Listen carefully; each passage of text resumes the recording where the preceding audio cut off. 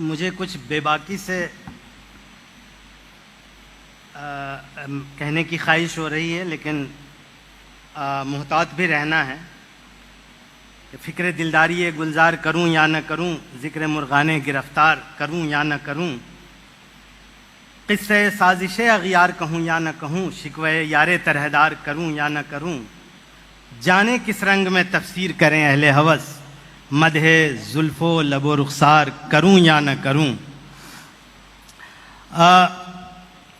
وطن عزیز کی آزادی کے 75 برس مکمل ہونے کے موقع سے منتظمین کی جانب سے خاکسار کو حکم ملا ہے کہ 1857 سے لے کر 1947 کے درمیان کی کہانی مسلمانوں کے تعلق سے بیان کی جائے۔ ناچیز یہ اجازت چاہتا ہے کہ اس موقع اور موضوع کے تعلق سے چند اہم شخصیات کے کارناموں کا زیادہ ذکر نہ کر کے اس موضوع سے متعلق چند اہم تاریخی کتابوں اور تاریخ نویسی کا ایک عمومی جائزہ لیتے ہوئے اہل علم و دانش کی اس محفل میں چند نکات کچھ اس طرح رکھے جائیں کہ ان باتوں اور روشوں اور عوامل پر اختلاف اور اتفاق کی ایک بحث چھیڑی جا سکے۔ اس اہم اور چیلنجنگ اور مشکل کام میں ظاہر سی بات ہے کہ مجھ جیسا کم علم شخص بہت کوشش کر کے بھی کوئی خاص بات کہہ پانے میں شاید ہی کامیابی حاصل کر سکے، لیکن کوشش ادنا ہی صحیح آپ کے سامنے ہے۔ یہ بات تو اب کم علم رکھنے والے لوگوں کو بھی معلوم ہے کہ نو آبادیاتی غلبہ کو چیلنج اور اس کی مزاحمت کرنے کی کوشش جب 1857 میں بعض وجوہات کی بنا پر ناکام ہو گئی تو فطری طور پر ایک خود احتسابی کا دور شروع ہوا۔ 1757 سے 1857 کے درمیان یہ واضح ہو چکا تھا کہ بھارت کی علاقائی ریاستیں جن بین الاقوامی تاجروں بینکروں پر منحصر تھیں، وہ طاقتیں اب یورپی کمپنیوں سے سانٹھ گانٹھ کر چکی تھیں۔ تجارت، ملٹری ٹیکنالوجی اور جدید علوم سبھی اعتبار سے یورپ اب سبقت لے چکا تھا۔ مغل، عثمانی اور صفوی حکومتوں کا زوال ہو چکا تھا، لہٰذا بھارت میں راجا رام موہن رائے سے لے کر ایک سلسلہ شروع ہوا کہ آیا بھارت کی تہذیب و ثقافت، تمدن و فلسفہ، مذہب اور سماجی ڈھانچہ میں ایسی کیا کمی مضمر ہے صورت خرابی کی جس کو دور کیے جانے کے بعد ہی بات بنے گی۔ اربن بنگال کے بھدرلوک ایلیٹس کے درمیان اس اصلاحی مہم کی شروعات ہوئی جسے بعض لوگ بنگال رینیساں بھی کہتے ہیں، حالانکہ یورپ کے رینیساں سے اس کا مقابلہ نامناسب اور بحث طلب ہے۔ اس میں بیوہ عورتوں، چھوا چھوت، بچیوں کے جنم سے قبل قتل، کم عمر بچیوں کی شادیاں وغیرہ کے خلاف احتجاج شامل تھا۔ مذہبی علوم کو عام ورناکولر زبانوں میں منتقل کر کے مخصوص پجاریوں کی مونوپولی کو ختم کرنے کی کوشش بھی اس بنگال نوجاگرن میں شامل تھی۔ اس تعلق سے نراج سی چودھری نے یہ کہا کہ بنگال نوجاگرن کی مہم ایک ایسی تقریب تھی جس میں مسلمانوں کو دعوت ہی نہیں دی گئی۔ برکہ بنگال نوجاگرن کے تقریباً آدھی صدی بعد سر سید نمودار ہوئے۔ بنگال کے نواب عبداللطیف کی لٹریری سوسائٹی کے علاوہ سر سید کی تحریک نے ایک بڑا کام انجام دیا۔ یوں تو مصلح سر سید کو مسلمانوں نے اب تک مناسب ڈھنگ سے یاد کرنے کا کام نہیں کیا ہے، لیکن جدید تعلیم کے ذریعہ انگریزی سرکار میں نوکریاں پا کر مستقبل کو بہتر بنانے کے پیغام کو بڑی حد تک قبول کیا گیا۔ اس میں موٹے طور پر دیوبند کی احیا پرستی اور علی گڑھ کی اصلاح پسندی کی روش آئی۔ دیوبند تحریک بر صغیر کے مسلمانوں کی مذہبی شناخت کو بچانے پر آمادہ ہو گئی، جبکہ علی گڑھ نے انگریزوں سے مفاہمت کا راستہ اختیار کیا۔ مناسب ہوگا کہ جدیدیت کا مقابلہ ان دو مکتبہ فکر نے کس طرح کرنے کی تجویز کی، اس کا خلاصہ یہاں پیش کیا جائے۔ اس سلسلے میں برینن ڈی انگرام نام کے ایک اسکالر کا ایک مضمون حال ہی میں شائع ہوا ہے، تحقیقی مضمون، اس کا خلاصہ یہاں پیش کرنے کی اجازت چاہوں گا۔ انگرام نے سر سید اور اشرف علی تھانوی کے خیالات اور تحریروں کا تقابلی جائزہ لیا ہے، جس میں رسم و رواج، اصلاح، ترقی، عادات و اطوار، قوم، زوال، تعقل، تقوی، روایت، تہذیب، تمدن وغیرہ جیسے سوالات اور اصطلاحات پر ایک مفصل بحث کی گئی ہے۔ سر سید نے مہذب تعقل پسندی اور تھانوی نے معتدل تقوی کو مرکز میں رکھ کر عوام سے خطاب کیا۔ دونوں لوگ بنیادی طور سے شمالی ہند کے اردو سمجھنے والے مسلمانوں سے مخاطب تھے۔ انگرام کے دیگر موقف سے قطع نظر چند باتیں اس مضمون میں یہ بھی ہیں، ان کے مضمون میں یہ بھی ہیں۔ ایک، اول 1857 کے بعد حالی سے لے کر اقبال تک نے زوال کو ہی بر صغیر کے مسلمانوں کا سب سے بڑا مسئلہ بنا کر پیش کیا۔ محض سیاسی زوال نہیں بلکہ تعلیمی، دانشورانہ، مذہبی و مالیاتی زوال بھی۔ دوم، اس زوال کا سبب رسم میں ڈھونڈا جانے لگا۔ رسم کا تعلق پیدائش، ختنہ، عقیقہ، شادی، صوفیہ کے مزارات، موت جیسے موقعوں پر رائج کچھ عمل سے تھا۔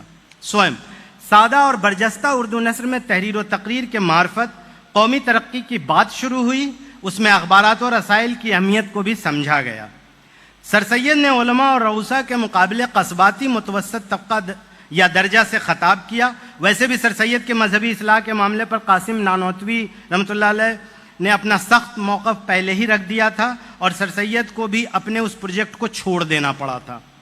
متوسط درجہ یا طبقہ کی وضاحت میں حالی نے ایک نظم میں 1891 عیسوی میں ایک نظم تخلیق کی تھی۔ اس نظم کے فٹ نوٹ میں نثری توضیح بھی کی تھی جس میں وہ سیلف ہیلپ وغیرہ کی بات کرتے ہیں۔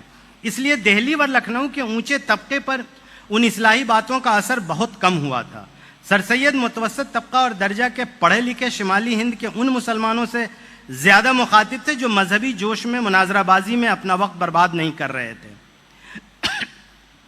اسی لیے سر سید نے مجلسوں میں بحث و تکرار سے پرہیز کی بات کی تھی کیونکہ وہاں ہر طرح کے لوگ ہوتے تھے، لہٰذا انہوں نے پرچوں کے معرفت لکھ کر عوام سے مخاطب ہونے پر زور دیا تھا اور ان طریقوں سے جمہور کی رائے ہموار کرنے کی ترغیب دی تھی۔ آزادی رائے اور قوت استدلال کی اہمیت پر بھی زور ڈالا۔ عادات و رسوم کا تنقیدی محاسبہ کی ضرورت پر بھی زور ڈالا۔ دوسروں کی بے سوچے تقلید کے بجائے اپنی مدد آپ یعنی سیلف ہیلپ کی بات کی۔ سر سید نے بنیادی طور سے جان اسٹوارٹ مل کی کتاب آن لبرٹی جو 1859 عیسوی میں شائع ہوئی تھی اس سے بہت متاثر تھے۔ شکریہ۔ تھانوی بھی اجداد کی عقل پر سوال کھڑے کر کے رسوم و رواج میں اصلاح کی بات کرتے ہیں جس کی توضیح اپنی کتابیں اصلاح الخیال، بہشتی زیور وغیرہ میں کی ہے، لیکن 19ویں صدی کی سر سید والی اصلاح کے برعکس 20ویں صدی کے اوائل میں تھانوی والی اصلاح مختلف ہے۔ انگرام کے مطابق جہاں وہ فرانسس رابنسن کے حوالے سے یہ کہنا چاہ رہے ہیں کہ یہ وہ عہد ہے جب مسلم علیحدگی پسندی اپنا عروج اختیار کر رہی ہے۔ تھانوی کا مخاطب بھی متوسط طبقہ و درجائی ہے لیکن ان کا مخاطب علماء اور معاشرے پر ان کے کنٹرول کے سوال کو لے کر ہے، اس لیے وہ سنت و بدعت اور شریعت و قرآن کے حوالے زیادہ دیتے ہیں۔ ان کی کتاب اغلاط العوام اسی نوعیت کی ہے اور ان کا مخاطب وہی مخصوص مذہبی متوسط درجہ ہے جو سر سید کے متوسط درجہ سے کسی قدر مختلف ہے۔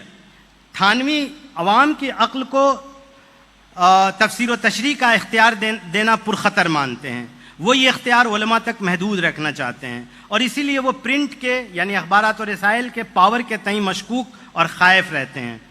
ان کو وہ فساد کا جڑ سمجھتے ہیں، لہذا مسائل کی بحث کو علماء تک محدود رکھنا چاہتے ہیں۔ پانچواں پوائنٹ جو برینن ڈی انگرام نے دیا ہے کہ تھانوی علاقائی رسوم کو رسوم اختراعیہ قرار دیتے ہوئے غیر شرعی کہہ دیتے ہیں اور ان رسوم کو ترک کرنے کی ترغیب دیتے ہوئے مسلمانوں کو غیر مسلموں سے مختلف اور اس طرح متنفر بھی کر دیتے ہیں۔ ان کی کتاب اصلاح الرسوم اسی موضوع پر ہے۔ ان کی تصنیف حیات المسلمین میں پوشاک کو بھی غیر شرعی اور شرعی طور پر درجہ بندی کر دی ہے۔ جنوری 1917 کے ایک فتویٰ میں مغربی لباس کو یورپ میں تو جائز اور ہندوستان میں غیر شرعی قرار دے دیا۔ چھٹا پوائنٹ ہے سر سید اس رویے کے خلاف تھے، انہوں نے ملک میں سماجی مفاہمت کی خاطر گوکشی ترک کرنے کا مشورہ دیا۔ تھانوی نے سر سید کے اس موقف کی مذمت کی۔ حالانکہ انگرام نے دیوبند کے مولانا مدنی کی کتاب متحدہ قومیت کے مواد پر کوئی اظہار خیال نہیں کیا جس سے ان کے تعصب کا پتہ چلتا ہے۔ مندرجہ بالا سطور میں حالی کی نظم کا ذکر آیا، وہ نظم محمدن ایجوکیشنل کانفرنس 1891 کے جلسہ میں پڑھی گئی تھی۔ اس سلسلے میں ایک سوال یہ آتا ہے کہ ایجوکیشنل کانفرنس نے رہائشی تعلیمی اداروں کے قیام کی تحریک میں کیا رول ادا کیا؟ کیا بمبئی کی انجمن اسلام نے اسکولوں کے قیام کے تعلق سے زیادہ بڑا کام انجام نہیں دیا؟ آزادی کے بعد مغربی بھارت، دکن اور جنوبی بھارت کے مسلمانوں نے تعلیمی میدان میں زیادہ بڑے کارنامے انجام دیے ہیں۔ اس کو سمجھنے کے لیے ماقبل آزادی کی روشوں اور اقدام پر از سر نو غور کیا جانا چاہیے۔ اس کے لیے یعنی بحیثیت مجموعی برطانوی عہد کے ہندوستانی مسلمانوں کے تاریخی مطالعے کے حوالے سے یوں تو WC اسمتھ جو یہیں لاہور اور اس کے بعد حیدرآباد بھی آ گئے تھے، اور جو 1916 میں پیدا ہوئے، 2000 میں ان کا انتقال ہوا، ان کی کتاب modern Islam in India social analysis کو اولین اور بنیادی درجہ حاصل ہے۔ انیل سیل کی کتاب ایمرجنس آف انڈین نیشنلزم 1968 میں آئی، اور اس میں انہوں نے اپنی کتاب کے آخری باب میں مسلم سیاست کو محض علیحدگی پسندی کے رویے والی سیاست کے طور پر دیکھا۔ ابھی میں کنکلوڈ کر دیتا ہوں۔ اس کے بعد پیٹر ہارڈی کی کتاب آئی مسلمز آف برٹش انڈیا، اور یہ ایک بہت اہم تصنیف ہے جس کو نظر انداز کیا گیا ہے۔ جتنی اہمیت کی حامل ہے اتنی اہمیت دی نہیں گئی، شاید اس کا اردو ترجمہ یا دوسرے انڈین لینگویجز میں اس کا ترجمہ بھی نہیں ہوا، اس سے بھی پتہ چلتا ہے کہ کتنا نظر انداز کیا گیا ہے۔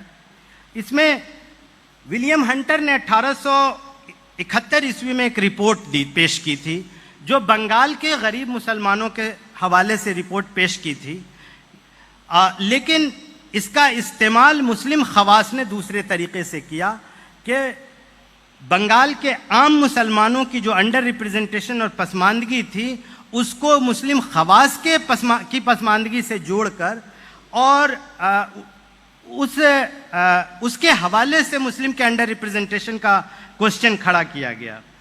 تو یہ بات اب بھی ختم نہیں ہوئی ہے، یہ روش اب بھی چل رہی ہے، لہٰذا تحریک آزادی میں مسلمانوں کے حوالے سے اس طرح سے پھر سے دیکھے جانے کی ضرورت ہے کہ یہ انڈر ریپرزنٹیشن کو آرٹیکولیٹ کرنے کی پالیٹکس کتنی، اس میں کس طرح کی جانبداری ہے یا وہ غیر جانبداری طور پہ یہ بات کہی جا رہی ہے۔